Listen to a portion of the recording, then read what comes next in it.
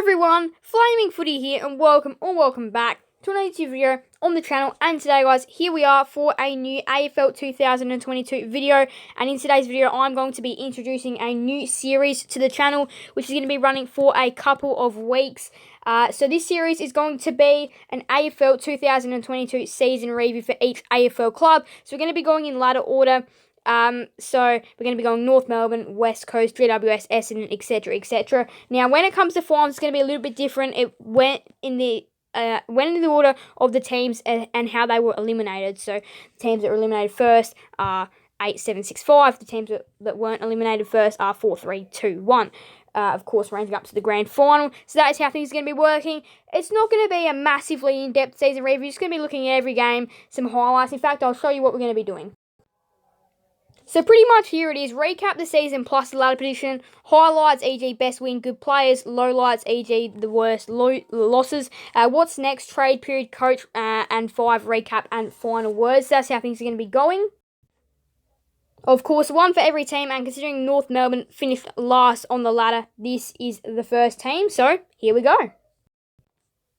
So we're about to check in with how North Melbourne's season went, but first we're going to check in with the ladder. Alright, so North Melbourne finished dead last on the ladder, and here's how the rest of it's going to be working out in a bit of this order. Top 8, don't worry about that for now. Wait and see when those reviews come out. But this is how it's going to be working. And North Melbourne, they finished with a record of 2 wins and 20 losses.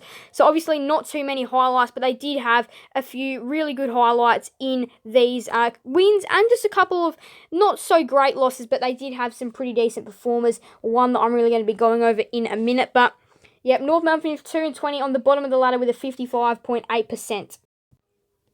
Alright, so in round 1, North Melbourne weren't that great. They lost by 20 points to the Hawks, but in round 2, they picked up a victory against a COVID-decimated West Coast Eagles with basically half a waffle team. So North Melbourne, they did get a bit of praise for that win, but to be completely honest, it was really up against a quite poor opposition, and it took them a little while to get there, and they only won by 15, but they did win in the end. And then round 3 was a devastating loss to the Lions at the Gabba.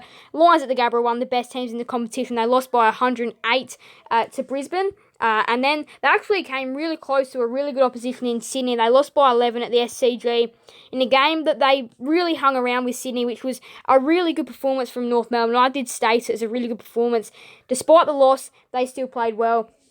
And then Easter Friday was, I thought they were going to bounce back and actually play okay. No, they lost by 68 points to the Doggies. Then they lost by 60 points to the Cats at Blundstone Arena before losing by 50 to the Blues. So a couple of really big blowouts there. After a really good game against Sydney, they lost all momentum.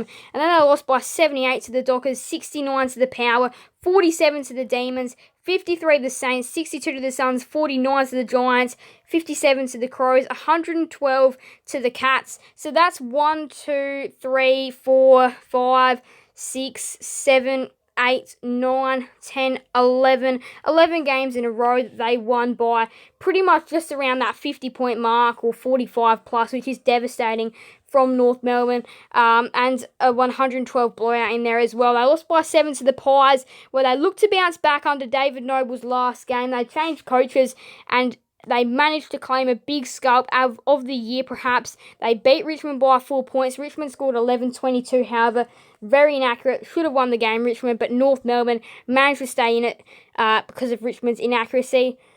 And look, they got praise for that win, and they did deserve it, but well, not necessarily deserved it, they won, but, oh man, Richmond's 11-22, they'd be kicking themselves after that one, and then they just got back into some poor form. They lost to the Hawks by 46, the Bombers by 48, the Swans by 38. Nick Larkey had a really good game in that game, kicked a couple of big bags, and that's why North Melbourne actually managed to score 88 in that game.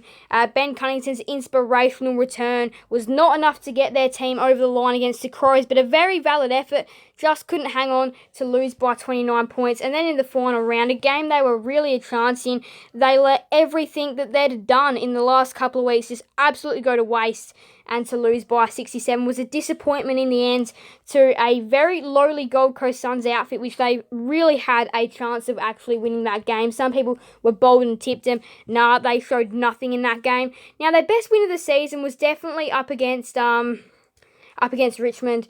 Now, yes, they probably didn't really deserve that win, to be completely honest, because of Richmond's 11-22, but man, that win in a week where they changed coaches and that footy club had gone through just about everything you could really go through, it was a really nice win for North Melbourne. Now, some of their worst performances included all of their blowouts that they had in the year. Definitely the round 23 one would have hurt really, really, really a lot. And then also definitely one against Hawthorn, which they were stated as a chance in. But the one against the Cats and the one against the Lions were really disappointing. And even against the Dockers to score 24 in a game of footy, they would have been really disappointed about that. So now pretty much it's going to be what's next for North Melbourne. Now, Alistair Clarkson is meant to be their next coach, but whether this goes through with all the racism investigations at Hawthorn or not, we're still not entirely sure on how that's going to play out. But Alistair Clarkson at this stage is going to be their next coach. He was interviewed earlier in the year, and that's going to be a really strong starting point for North Melbourne.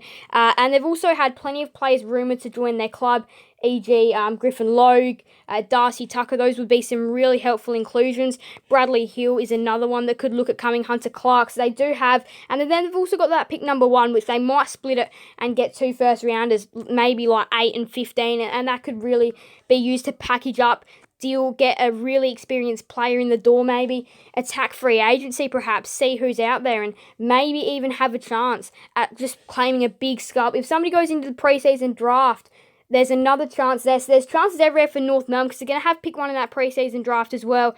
And I would recommend using it. They're going to get an assistance package from the AFL as well, which is really going to help out their rebuild.